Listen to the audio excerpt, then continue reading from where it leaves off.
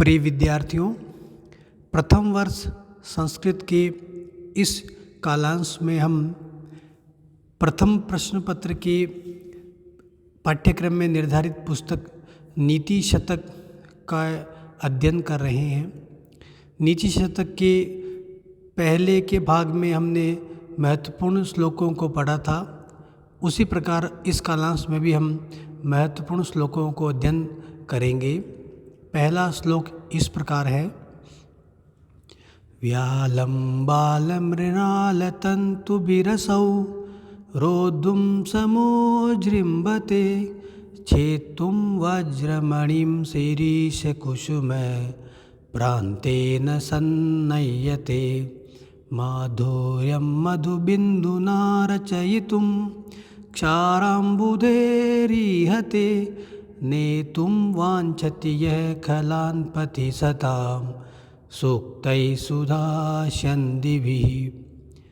व्यालं बालमृणालतन्तुभिरसौ रोद्धुं समोजृम्भते छेत्तुं वज्रमणिं शिरीषकुसुम प्रान्तेन सन्नय्यते माधुर्यं मधुबिन्दुना रचयितुं क्षाराम्बुधेरिहते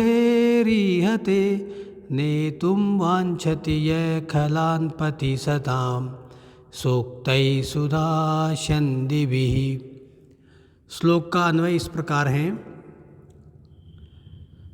पहले प्रसंग देख लेते हैं। इस प्रसंग में भी कवि ने मूर्खों को सज्जन मार्ग पर लाने को उसी प्रकार व्यर्थ बताया है जैसे हाथी को बांधने या कठोर हीरे को किसी कोमल भाग वस्तु से काटना या समुद्र को मीठा करना।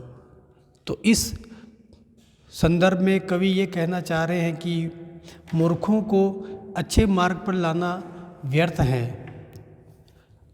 श्लोक का अन्वय यह सुधा स्यन्दिभिः सूक्तैः खलान् सतां पथि नेतुं वाञ्छति असौ बाल मृणाल तन्तुभिः व्यालं रोद्धुं समुज्जृम्भते तथा वज्रमणिं शिरीष कुसुम प्रान्तेन छेत्तुं सन्नय्यते तथा क्षार अम्बुधैः मधुबिन्दुना माधुर्यं रचयितुं ईहते।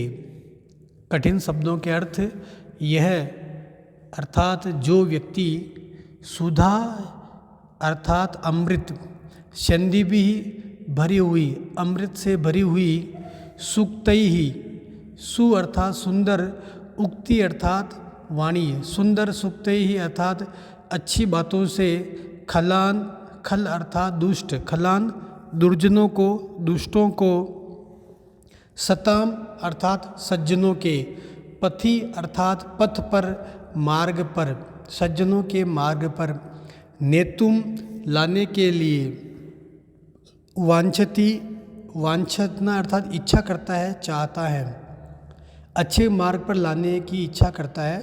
असौ ऐसा व्यक्ति बाल बाल अर्थात कोमल सुकुमार मृणाल अर्थात कमल तंतु भी अर्थात तंतु कोमल कमल के तंतु अर्थात रेशों से व्यालम अर्थात मद से मस्त हाथी को रोद्धुम रोकने का समुज्जृम्भते अर्थात प्रयास करता है। शिरीष शिरीष एक कोमल पुष्प होता है। कुसुम अर्थात पुष्प प्रान्तेन अर्थात कोने से कोमल शिरीष के पुष्प के कोने से किनारे से वज्र मणि वज्र अर्थात कठोर मणि अर्थात हीरे को छेत्तुम काटने की सन्नय्यते प्रयास करता है इच्छा करता है। मधु अर्थात शहद बिंदुना बूंद से या बिंदु से क्षार अर्थात खारे अम्बुधि अर्थात अम्बु अर्थात जल धी अर्थात खजाना जल के खजाने अर्थात समुद्र को माधुर्यम मीठा रचयितुम बनाना ईहते चाहता है। मंत्र श्लोक का अनुवाद। जो व्यक्ति अपनी मीठी वाणी से दुष्टों को अच्छे मार्ग पर लाने का प्रयास करता है, वह प्रयास वैसे ही बेकार है जैसे कोमल कमल के तंतु से किसी मद से मस्त हाथी को बांधने का प्रयास, एवं जैसे कोमल पुष्प के कोने से किसी कठोर हीरे को काटने का प्रयास, तथा एक मीठी शहद की बूंद से विशाल खारे समुद्र को मीठा करने का प्रयास।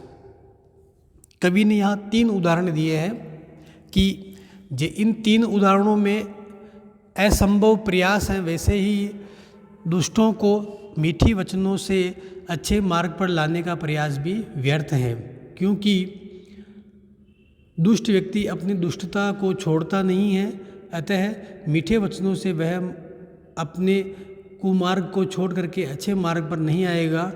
जैसे कवि ने उदाहरणों से सिद्ध किया है कि किसी मद से मस्त हाथी को आप कोमल कमल के तंतुओं से बांध नहीं सकते हैं, किसी कठोर हीरे को आप कोमल शिरीष के पुष्प के कोने से काट नहीं सकते हैं, और विशाल खारे समुद्र को आप केवल एक बूंद शहद से मीठा नहीं कर सकते हैं।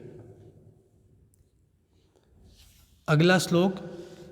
इस श्लोक में कवि ने यह बताया कि जहाँ पर विद्वान व्यक्ति का समाज है, जहाँ पर एक सभा है जहाँ सभी विद्वान हैं, तो वहाँ पर मूर्ख व्यक्ति यदि बोलेगा तो उसकी मूर्खता बाहर आ जाएगी। अतः ऐसे सभा में, विद्वानों के समाज में मूर्खों की मूर्खता को ढकने का भगवान ने एक अच्छा उपाय बनाया है, जिसे कहते हैं मौन, चुप रहना। क्योंकि यदि मूर्ख व्यक्ति चुप रहेगा तो उसकी मूर्खता विद्वानों के सामने प्रकट नहीं होगी। इसी को इस श्लोक में बताया गया है। स्वायत्तमेकांत गुणम विधात्रा विनिर्मितं छादनमज्ञतायाः विशेषतः सर्वविदां समाजे विभूषणं मौनम पंडितानां। स्वायत्तमेकांत गुणम विधात्रा विनिर्मितं छादनमज्ञतायाः विशेषतः सर्वविदां समाजे विभूषणं मौनम पंडितानां। श्लोक का अन्वय। विधात्रा अपंडितानां स्वायत्तम एकांत गुणम अज्ञतायाः छादनम मौनम विनिर्मितम विशेषतः सर्वविदां समाजे विभूषणम भवति। कठिन शब्दों के अर्थ। विधात्रा अर्थात विधाता के द्वारा, ब्रह्मा के द्वारा, अपंडितानां पंडित अर्थात विद्वान, अपंडित अर्थात मूर्खों का। यहाँ पंडित शब्द किसी वर्ग विशेष का नहीं है। पंडित का अर्थ है जो जानता है, अपंडित अर्थात जो नहीं जानता है, अर्थात मूर्ख।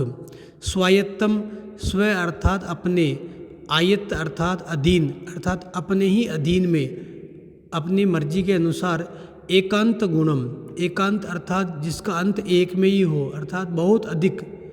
गुण अर्थात गुणकारी, लाभकारी। अज्ञताया, अज्ञता, ज्ञ अर्थात जानना, अज्ञता अर्थात नहीं जानना, अर्थात मूर्खता का। छादनम अर्थात ढकने का, आवरण। परत विनिर्मितम बनाया है। मौनम अर्थात मौन, चुप रहना। विशेषतः विशेष रूप से, सर्व अर्थात सब जानने वाले, विद अर्थात ज्ञानी। सभी जो विद्वान हैं समाजे, समाज में या सभा में। विभूषणम आभूषण अर्थात अलंकार, सजाने की वस्तु होता है। हिंदी व्याख्या। ब्रह्मा ने मूर्खों का मौन रूपी एक आभूषण ऐसा बनाया है जो कि सदा अपने पास रह सकता है और बहुत अधिक हितकारी है और अपनी मूर्खता को ढकने वाला है। क्योंकि विशेष रूप से जहाँ विद्वान का समाज है, जहाँ विद्वानों की सभा हो रही है, वहाँ पर मूर्खों की मूर्खता को ढकने का एक आवरण मौन है, जिससे उनकी मूर्खता ढकी रहेगी। अर्थात भगवान ने मौन अर्थात चुप रहने को एक ऐसा आभूषण बनाया है जिससे उनकी मूर्खता ढकी रहेगी और मूर्ख व्यक्ति जब चाहे तब उस मौन को, उस चुप को अपने पास रख सकता है, उसकी अज्ञानता को ढक सकता है और विशेषकर वहाँ पर जहाँ सभी विद्वान बैठे हो। अतः मूर्ख व्यक्ति को विद्वानों की सभा में शांत ही रहना चाहिए।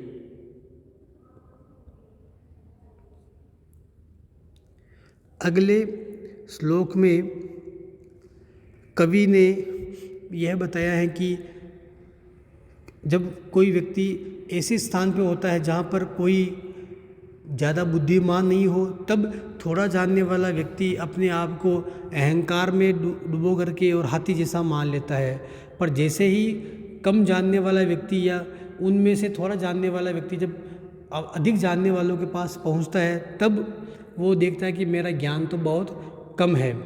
जैसे अंधों में कान्हा राजा होता है, जिसके जहाँ किसी की आँख नहीं है वहाँ पर एक आँख वाला व्यक्ति राजा होगा, पर जैसे ही एक आँख वाला व्यक्ति यदि दो आँख वाले के सामने जाएगा तो वह भी बहुत छोटा हो जाएगा।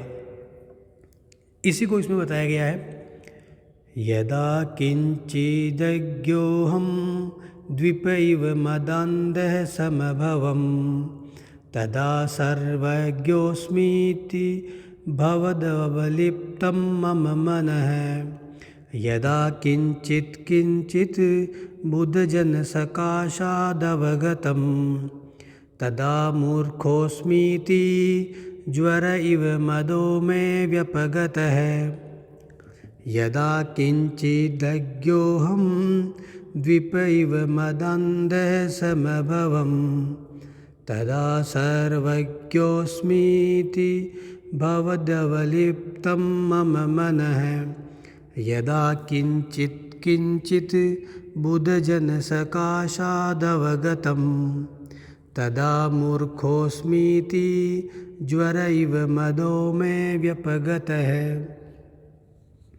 श्लोक का अन्वय, यदा अहम किंचित ज्ञः तदा द्विप इव मदान्धः संभवम् सर्वज्ञः अस्मि इति मम मनः अवलिप्तम् अभवत्। यदा बुद्ध जन सकाशात् किंचित किंचित अवगतं तदा मूर्खः अस्मि इति मे मदः ज्वर इव व्यपगतः।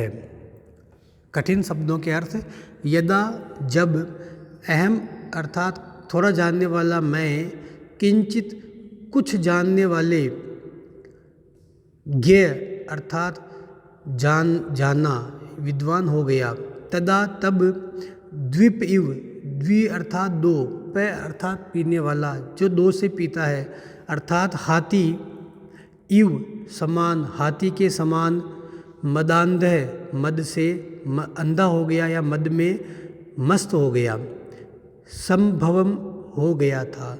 सर्वज्ञ है, सब कुछ जानने वाले को सर्वज्ञ कहते हैं। अस्मि अर्थात हो गया, इति ऐसा अपने आप को सब जानने वाला मान करके, मम मन है मेरा मन, अवलिप्तम अहंकार से युक्त, घमंड से युक्त, अभवत हो गया था। यदा जब, बुद्ध अर्थात जिनको बोध है, जो विद्वान हैं, ऐसे जन अर्थात लोगों के सकाशात पास में, उनके संपर्क में रहने से, किंचित किंचित थोड़ा थोड़ा कुछ कुछ, अवगतम सीखा, तदा तब विद्वानों से कुछ सीखने के बाद, मूर्खो अस्मि मैं तो मूर्ख हूँ, इति इस प्रकार से, मैं अर्थात मेरा, मदह अर्थात मेरा गर्व, मेरा अहंकार, ज्वर इव बुखार के समान, व्यपगतः समाप्त हो गया था। हिंदी अनुवाद, जब मैं बहुत कम जानता था तब मैं मद से मस्त हाथी के समान अंधा हो गया और मैं अहंकार से सोचता था कि मैं तो सब कुछ हूँ, मैं सब जानता हूँ। परंतु जब मैं अधिक विद्वानों के संपर्क में आया और उन विद्वान व्यक्तियों से कुछ कुछ सीखने लगा, तब मुझे यह ध्यान आया कि मैं तो मूर्ख हूँ, मुझे बहुत कम ध्यान है। और इस बात से मेरा जो अहंकार है वो जैसे बुखार समाप्त होती है, वैसे मेरा भी अहंकार विद्वानों के साथ रहने से बुखार की तरह समाप्त हो गया। भाव यह है कि जो व्यक्ति थोड़ा होता है वह अपने आप को बहुत मान करके जब मद से मस्त हाथी के समान हो जाए, पर उससे अधिक ज्ञान वाले व्यक्ति के संपर्क में यदि वो आता है और वो कुछ उससे सीखता है, तब उसे लगता है कि मैं तो कुछ भी नहीं हूँ, मेरे से बड़े बड़े विद्वान व्यक्ति बैठे हुए हैं। तब इस बात को सोच करके और उस कम जानने वाले व्यक्ति का अहंकार, जैसे औषधि के द्वारा बुखार समाप्त हो जाती है, वैसे ही विद्वान व्यक्तियों के संपर्क से उसका भी अहंकार समाप्त हो गया। भाव यह है कि कोई भी व्यक्ति ये नहीं कह सकता कि मैं संपूर्ण हूँ। हर व्यक्ति में कोई न कोई कमी होती है और हर व्यक्ति से अधिक ज्ञानी व्यक्ति हो सकता है। अतः हमें अहंकार नहीं करना चाहिए, क्योंकि हमसे भी अधिक जानने वाले संसार में बैठे हुए हैं। धन्यवाद।